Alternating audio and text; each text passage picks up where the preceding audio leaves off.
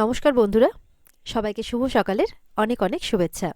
আমি চলে এসেছি তোমাদের পছন্দের ধারাবাহিক রোশনাইয়ের আজকের এক ইন্টারেস্টিং পর্ব নিয়ে। রোশনাইয়ের আজকে পুরনো কথা সমস্তটাই মনে পড়ে যাবে। হ্যাঁ বন্ধুরা, আমরা এমনটাই আজকে দেখতে চলেছি। তাহলে চলো আর দেরি না করে বাংলা সিরিয়াল সমাচারে তোমাদের সবাইকে স্বাগত জানিয়ে আজকের পর্বের রিভিউ আমি শুরু করছি। শুরুতেই তো দেখা যাচ্ছে যে আশ্রমে নাচ গান হচ্ছে আর রোশনাইও সেখানে সঙ্গ দিচ্ছে। তো রোশনের নাচ দেখে তো অবশ্যই সাধু বাবা আর ওদিকে রঞ্জন প্রসাদজির খুব ভালোই লাগছে। তো সাধু বাবা বলছে, আলাদাই মেয়েটার নাচ সুন্দর, আমার থেকে অবশ্য আপনি বেশি ভালো বুঝতে পারবেন। বলছে, অঞ্জন প্রসাদ তো একরকম আপনার জীবনটাকে পুরো নষ্টই করে দিয়েছে। গুরুজি, আপনি ঘুরে দাঁড়ান, আমি আপনাকে সাহায্য করব, বলছেন সাধু বাবা। কিন্তু পণ্ডিত রঞ্জন প্রসাদজি বলছেন, আমার আর ওইসবের কোনো ইচ্ছে নেই। বলছে, এরকমটা বললে তো হবে না, সারা পৃথিবী জুড়ে আপনার ঘরানা ছড়িয়ে আছে, সেটাকে বাঁচানোর তো চেষ্টা করতে হবে। পণ্ডিতজি বলছেন না। তারপর বলছেন, সাধু বাবা যে সুদর্শনা, তার সাথে যোগাযোগ করতে ইচ্ছে করে না? সে কেমন আছে, কোথায় আছে, সেটা জানতে ইচ্ছে করে না? বলছে, সুদর্শনা অঞ্জন প্রসাদের সাথে সম্পর্ক গড়তে চেয়েছিল, সেও প্রশ্রয় দিয়েছিল, কিন্তু ওর যা স্বভাব শেষ পর্যন্ত অস্বীকার করেছিল। সাধু বাবা বলছেন যে বারবার একই কথা বলবেন না, আসলে আপনাদের দুজনের চেহারার এতটা মিল যে কেউ বুঝতেই পারে না, সেই কারণেই সুদর্শনাও ভুল করেছিল। আর তাছাড়া আপনি তো ওকে বলেনই যে উনি অঞ্জন প্রসাদজি একদমই আপনার মতন দেখতে। পণ্ডিত রঞ্জন প্রসাদজি বলছেন, ভয়ে বলিনি, ভয়ে। কারণ অঞ্জন প্রসাদের স্বভাব তো আমি জানতাম, যা কিছু আমার সব কিছুকে নিজের বলে অধিকার করত, আমার সমস্ত কিছু নিজের বলে দখল করাটাই ছিল তার একমাত্র কাজ। তারপর বিদেশ চলে গেল, ভাবলাম আর কোনোদিনও ফিরবে না, তাই আর ঘনিষ্ঠ কাউকে বলা হয়নি। সাধু বাবা বলছেন, কিন্তু সেটা তো হয়নি, সে দেশে ফিরে এলো। দেশে ফিরে এসে দেখলো যে আপনি সাফল্যের চরম সীমায় চরম সীমায় উঠে বসে আছেন। সে তো শুধুমাত্র একজন পারফর্মার, আপনি একজন নামিদামি শিল্পী। ও যখন বুঝতে পারলো যে ও কিছুই করে উঠতে পারেনি, আর আপনি দেশে বসে একদম সমস্ত পৃথিবী জুড়ে নামডাক আপনার ছড়িয়ে গেছে, তখন ও কী করলো, প্ল্যান করে দেশে ফিরে এলো। আর শুধু আপনার নাম নয়, আপনার আপনার জগৎ, আপনার নাচ, সমস্ত কিছুকে, এমনকি আপনার ভালোবাসার মানুষটাকেও ছলে বলে অধিকার করে নিল। সাধু বাবা বলছেন, সেই সময় যদি আমি না থাকতাম, তখন পণ্ডিত রঞ্জন প্রসাদজি বলছেন, সেই জন্যই তো আমি আপনার কাছে মনে প্রাণে কৃতজ্ঞ, চিরকৃতজ্ঞ থাকব। এদিকে দেখা যাচ্ছে গরিমা আরণ্যক আরণ্যক বলে চিৎকার করতে করতে আরণ্যকের বাড়িতে চলে এসেছে। জাহ্নবী বলছে, আরে গরিমা, এসো না, বসো, দেখো না আমাদের বাড়ির শান্তিটা তো একেবারেই চলে গেছে। তখন গরিমা চিৎকার করে বলছে, তোমাদের বাড়ির শান্তি আছে কি নেই সেই বিষয়ে আমার বিন্দুমাত্র ইন্টারেস্ট নেই, কিন্তু আরণ্যক এতদিন আমার লাইফটাকে হেল্প করেছে, এবার আমার মায়ের জীবনটাকে শেষ করে দিতে চলেছে। আমার মায়ের এত নাম ডাক সম্মান, ওর জন্য আজকে আমার মাকে ধরে নিয়ে গেছে। তারপর সেখানে মিনির মা বাবা আসে। বলছে, বসো না গরিমা, কি হয়েছে, বসো। বলে, ও আজকে আমি প্যাচে পড়েছি বলে আমার উপরে দরদ দেখানো হচ্ছে না, আমাকে জিজ্ঞাসা করা হচ্ছে যে আমার কি হয়েছে। কিন্তু আরণ্যককে যে কে পেছন থেকে উস্কানি দিচ্ছে, কি ভাবছো যে আমি কিছু জানি না? রাজা তখন বলছে, ঘটনাচক্রে ওনারা আমার বাবা মা, তো আমি লজ্জিত ওনাদের কাজকর্মের জন্য। তখন রাজার বাবা বলছে, এতদিন তোর আর তোর বউয়ের কাজকর্মের জন্য আমরা মুখ দেখাতে পারিনি, তোর মা মুখ দেখাতে পারিনি তোর কাজকর্মের জন্যে। তোর বউয়ের কথা না হয় ছেড়েই দিলাম, সে পরের বাড়ির মেয়ে, কিন্তু তুই তুই কি করেছিস? তখন ওপর থেকে নেমে আসছে আরণ্যকের মা বাবা। তো এরপরে তো ছোটু আসে, বলছে, কি ব্যাপার গরিমা, কেমন আছো আমাদের বাড়ি থেকে গিয়ে? তো গরিমা বলছে, তুমি জানো না বুঝি কি হয়েছে? বলে, না। আর বলছে, তোমার কথার উত্তর দেওয়ার প্রয়োজন বোধ করি না, ছোটুকে বলছে। বলে, হ্যাঁ হ্যাঁ, আমি আর কে, আমার কথার কেনই বা উত্তর দেবে? তখন ঠাম্মি বলছে গরিমাকে যে, আর কিন্তু যেতে দেবো না তোমাকে। তখন গরিমা বলছে, এত কিছু হয়ে যাওয়ার পর তুমি কি ভাবছো ঠাম্মি যে আমি এই বাড়িতে থাকতে এসেছি? আমার মাকে লকআপে ধরে নিয়ে গেছে, পুলিশ অ্যারেস্ট করে নিয়ে গেছে, আমাদের মান সম্মানের আর কি থাকলো শুনি? এটা শুনে আরণ্যকের বাড়ির লোক অবাক হয়ে যায়। আর এদিকে দেখা যাচ্ছে সাধু বাবা পণ্ডিত রঞ্জন প্রসাদজির কাছে বলছে যে, আমি যদি সেদিন সামান্যতম কিছু আপনার জন্য করে থাকি, তাহলে তার প্রতিদান আমাকে আজকে দিন। বলে যে, বন্ধুত্বের মধ্যে প্রতিদান হয় বুঝি? বলে, হয় হয়, আমার কাছে এই প্রতিদানটার মূল্য অনেক বেশি। যদি বলেন যে বন্ধুত্ব থেকেও, তো বলবো হ্যাঁ। তখন পণ্ডিত রঞ্জন প্রসাদজি বলছেন, বেশ, যদি এই প্রতিদান আপনার কাছে বন্ধুত্বের থেকে বেশি হয়, তাহলে আমি আপনাকে এটা দেব। তখন সাধু বাবা বলছে, ঠিক আছে, আপনি কথা দিলেন কিন্তু? বলে, হ্যাঁ। পণ্ডিত রঞ্জন প্রসাদজি বলছেন, কথা দিলাম কিন্তু, কিন্তু এরপরে কিন্তু আমাদের মধ্যে কোনো বন্ধুত্ব থাকবে না। সাধু বাবা বলছেন, বন্ধুত্ব না থাক, আমি চাই যে আপনি দাঁড়ান, জীবনে আবার ঘুরে দাঁড়ান, সুদর্শনাকে খুঁজে পান, আর নয়নতারার মাধ্যমে আপনি আবার রঞ্জন প্রসাদজি হয়ে সবার সামনে সুপ্রতিষ্ঠিত হন। পণ্ডিতজি বলছেন, এই নয়নতারার মাধ্যমে? তখন সাধু বাবা বলছেন, হ্যাঁ, এরকম অসাধারণ নাচ আমি অনেক কম সবার মধ্যেই দেখেছি, মানে অনেক কম কারোর মধ্যেই দেখেছেন, এটাই বলছেন আর কি। নাচের প্রতিটি মুদ্রা, ছন্দ, সেখানে আপনার চিহ্নই বর্তমান। বলছে, গুরুজি, এই মেয়েটি একদিন জগৎ কাঁপাবে, শুধু আপনার সাহায্য চাই। নিশ্চয়ই মেয়েটার সাথে আপনার দেখা হওয়ারই কথা ছিল, নাহলে ওকে কেউ মেরে এখানে জলে ভাসিয়ে দিত না। আমি যখন ওকে উদ্ধার করেছিলাম তখন ওর বেঁচে থাকার কথা ছিল না, কিন্তু এটা ভগবানেরই আশীর্বাদ যে ও বেঁচে উঠেছে। পণ্ডিত রঞ্জন প্রসাদজি বলছেন, এটাই আপনার প্রতিদান? বলে, হ্যাঁ, এটাই আমার প্রতিদান। বলছে, এতে তো আপনি নিজের জন্য কিছু চাইলেন না। সাধু বাবা বলছেন, আমি যা চাইছি নিজের জন্যই চাইছি। রঞ্জন প্রসাদজি বলছেন যে, আপনি আমাকে এত ভালোবাসেন? সাধু বাবা বলছেন, ভালোবাসি কিনা জানি না, কিন্তু আমি দেখতে চাই যে আপনি আবার স্বমহিমায় প্রতিষ্ঠিত হয়েছেন। যে মানুষটা মিথ্যেটাকে চাপা দিয়ে সমাজে সব কিছু মানে নিজের দখলে করে নিচ্ছে, আর আপনি সেই মানুষটা যে সত্যিটাকে চাপা দিয়ে মুখ লুকিয়ে বসে আছেন, এটা কিন্তু ঠিক নয়। ওদিকে আরণ্যকের বাবা বলছে, আমাকে বলনি কেন? গরিমা বলছে, আমার কি তখন মেন্টাল অবস্থা ঠিক ছিল? আমার মা নাকি প্রমাণ লোপাটের চেষ্টা করেছে।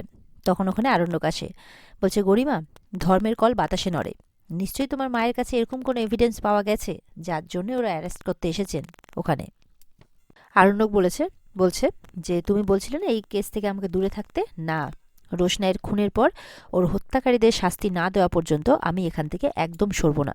তো গরিমা বলছে, মাকে তো লকআপে ধরে নিয়ে গেছে, মানে জেলে, থানাতে নিয়ে গেছে। সারা রাত তো আর রাখবে না, কোর্টে প্রডিউস করবে। আর আমার বাবাও ছুটোছুটি করে বেড়াচ্ছেন হিয়ারিংয়ের জন্যে, আমার মা হয়তো জামিনও পেয়ে যাবে। তখন ছোটু বলছে, আজকে রোশনাই আমাদের মাঝে নেই, কিন্তু না থেকেও আছে। কেন জানো? কারণ হচ্ছে ওর সততা, ওর নিষ্ঠার থেকে ওর এই ক্ষমতাটা আসছে। যা ঘটছে সব ওই সততার জন্যই ঘটছে, ওই সত্যের জন্যই ঘটছে। গরিমা বলছে, কিচ্ছু সত্যের জন্য ঘটছে না, তোমরা ঘটাচ্ছ। ছোটু বলছে, আমাদের এত ক্ষমতা যে আমরা এটা ঘটাবো আর পুলিশকে আমরা আমাদের মতো করে চালাবো? না, পুলিশ নিশ্চয়ই কিছু পেয়েছে, যার জন্যই পুলিশ এসেছে। মিনির মা বলছে, আসলে তোমরা কি ভাবছো গরিমা ব্যাপারগুলো জানে না? সবই জানে, কিন্তু সেটাকে আড়াল করার চেষ্টা করছে, সত্যিটাকে স্বীকার করতে চাইছে না। তখন গরিমা মুখের উপরে আঙুল দেখে বলছে, ইউ শাট আপ। তখন খারাপ লাগে সবার, স্বাভাবিক। তখন মিনির বাবা বলছে, এই, ইউ শাট আপ। গরিমাকে বলছে, তোমার এত বড় সাহস, তুমি আমার সামনে দাঁড়িয়ে আমার স্ত্রীকে অপমান করছো? বলছে, আমরা গরিব বলে তোমার খাই না পড়ি আমরা? মিনির বাবা বলছেন। আরণ্যকের বাবা বলছে, দাদা, এতক্ষণ কিন্তু আমি চুপ করেছিলাম, কিছু বলিনি। তখন বড়দা হাসছে, বলছে, তুই কি বলবি? তোর কিছু বলার মুখ আছে নাকি? শোন, পাপ তার বাপকেও ছাড়ে না, বুঝতে পারলি? তুই এখন কোন মুখে কথা বলবি রে? তখন দাদা বলে চিৎকার করছে আরণ্যকের বাবা। এদিকে সাধু বাবা পণ্ডিতজিকে বলছেন যে, আপনি ঠিক যেই সময় সমস্ত হাল ছেড়ে এখানে বসে আছেন এই আশ্রমে, ঠিক সেই সময় মেয়েটি এখানে আসে। আপনি বুঝতে পারছেন না যে এটা ঈশ্বরের ইঙ্গিত, ঈশ্বরের বার্তা? আপনি তো একজন সাধক, তো ঈশ্বরের বার্তা বোঝাটা তো আপনার কাছে আরও সহজ, আপনি একটু সেটা বোঝার চেষ্টা করুন। সাধু বাবা বলছেন, আমি যখন মেয়েটার চিকিৎসা করছি তখন মেয়েটার স্মৃতিশক্তি অবশ্যই তাড়াতাড়ি খুব ফিরে আসবে, মানে খুব তাড়াতাড়ি ফিরে আসবে। তারপরে মেয়েটার অতীত সম্পর্কে আমাদের জানতে হবে, মেয়েটার অতীতে কি আছে। ওদিকে পণ্ডিত রঞ্জন প্রসাদজি বলছেন, আপনি কিন্তু আগুন নিয়ে খেলছেন। বলে, আগুন নিয়ে খেলেছে ওই অঞ্জন প্রসাদ, আপনি শুধু সেই আগুনটা নেভানোর কাজ করবেন।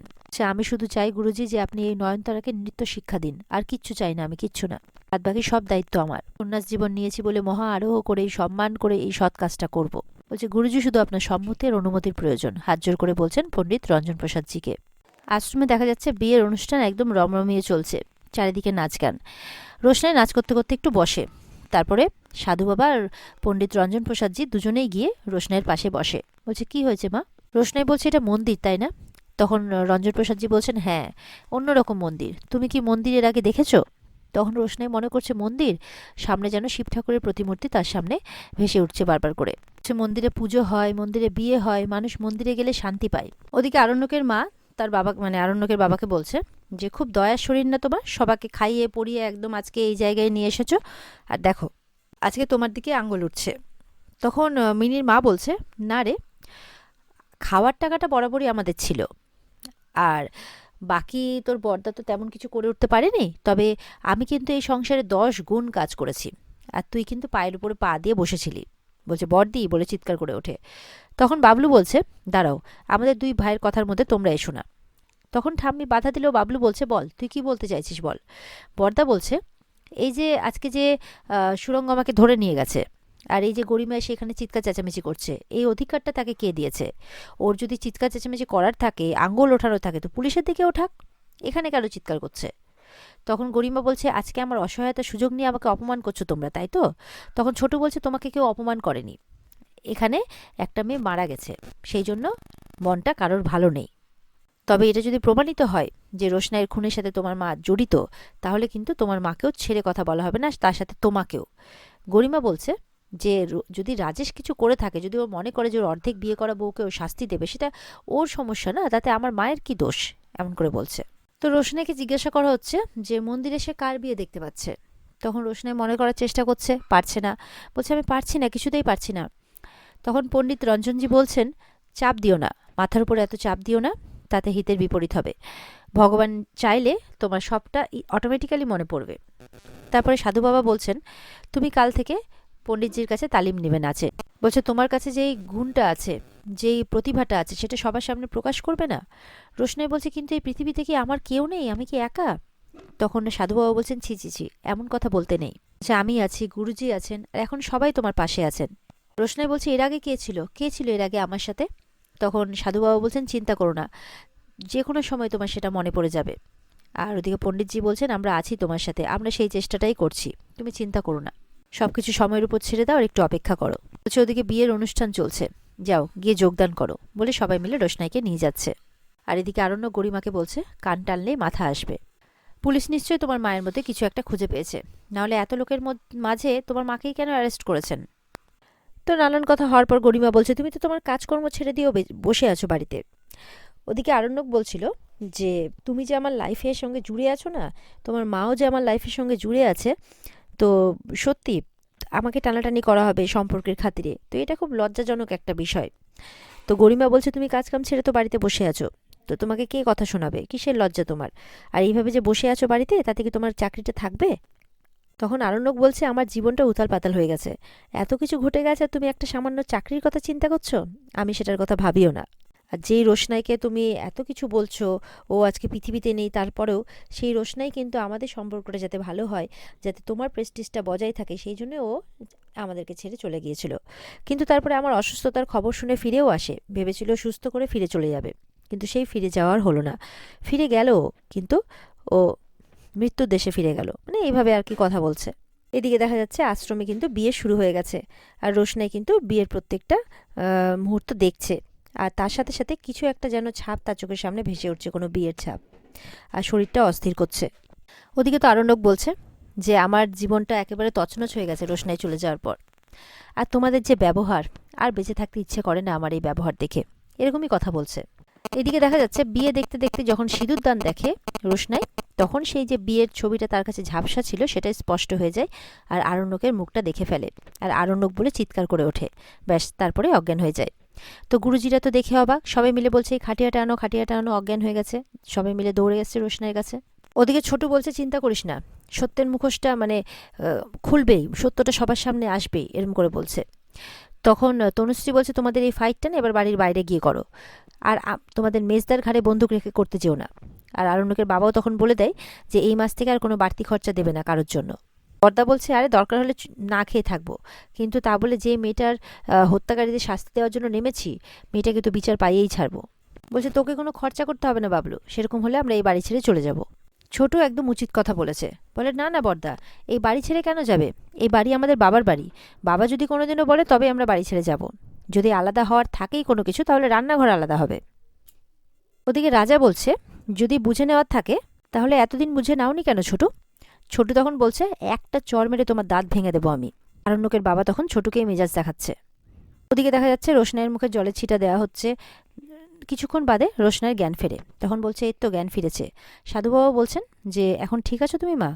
এরপরে রোশনাই বলছে যে, আমি কোথায়, আর আপনারা কারা? রোশনাই তো অস্থির হয়ে গেছে, আমি কোথায় আছি আর আপনারা সবাই কারা? এদিকে জাহ্নবী বলছে, ছোটু তুমি আমার হাজবেন্ডের সাথে এইভাবে কথা বলতে পারো না। বলে, শাট আপ, চিৎকার করে বলছে ছোটু। বলে, তোমার হাজবেন্ড হওয়ার আগে ও আমার ভাইপো, যদিও বা ভাইপো বলে পরিচয় দিতে আমার লজ্জা করে। হাঁ করে তাকিয়ে দেখছিস যে একটা ছেলে চোখের সামনে শেষ হয়ে যাচ্ছে, আর তোরা ওকে বাঁচানোর কোনো চেষ্টা করছিস না। আরণ্যকের বাবাকে বলছে, যদি আজকে বাদশার কোনো ক্ষতি হয় তাহলে সব থেকে বড় ক্ষতি তো তোমাদের হবে, সেটা তোমরা বুঝতে পারছো না? আর আরণ্যকের মাকে বলছে, তুমি তোর মা, তো তোমার কিসের এত দম্ভ, কিসের এত অহংকার? তোমার ছেলেটাকে তোমাদের মতো করে মানুষ করতে পারোনি, তাই এত রাগ, তাই না? যদি বাদশার কিছু হয়ে যায় তাহলে কি নিয়ে দ্বন্দ্ব করবে আর কি নিয়ে অহংকার করবে শুনি? এদিকে তো গরিমা চিৎকার করছে, রোশনাই রোশনাই, সারাক্ষণ এই নামটা আমার পেছনই ছাড়ছে না। তখন মিনির বাবা বলছে, রোশনাই যদি বেঁচে থাকতো তাহলে তোমাকে শুনতে হতো না, যেহেতু রোশনাই আর নেই তাই আকাশে বাতাসে সব জায়গায় তোমাকে বারবার রোশনাইয়ের নামটা শুনতে হবে। পথে ঘাটে হাটে বাজারে এই বাড়ির লোকগুলো রোশনাইকে নিয়ে, সে ভালোর জন্যই হোক আর খারাপের জন্যই হোক, রোশনাইকে নিয়ে কিন্তু ভাবে। বলছে সেটাই হচ্ছে রোশনাইয়ের জীবনে পরম পাওয়া। ছোটদের কিন্তু মনটা খারাপ হয়ে যায়। আরণ্যক বলছে ওর এখনো সুবিচার পাওয়া বাকি আছে, আর সেটা আমি পাইয়েই ছাড়বো। রোশনাইকে জিজ্ঞাসা করা হচ্ছে আরণ্যকটাকে। তখন আরণ্যকের কথা মনে করতে রোশনাই আবার মাথা ব্যথা ওঠে। তখন সাধু বাবা বলছে, আচ্ছা ঠিক আছে, তোমাকে মনে করতে হবে না, তুমি আস্তে আস্তে মনে করো।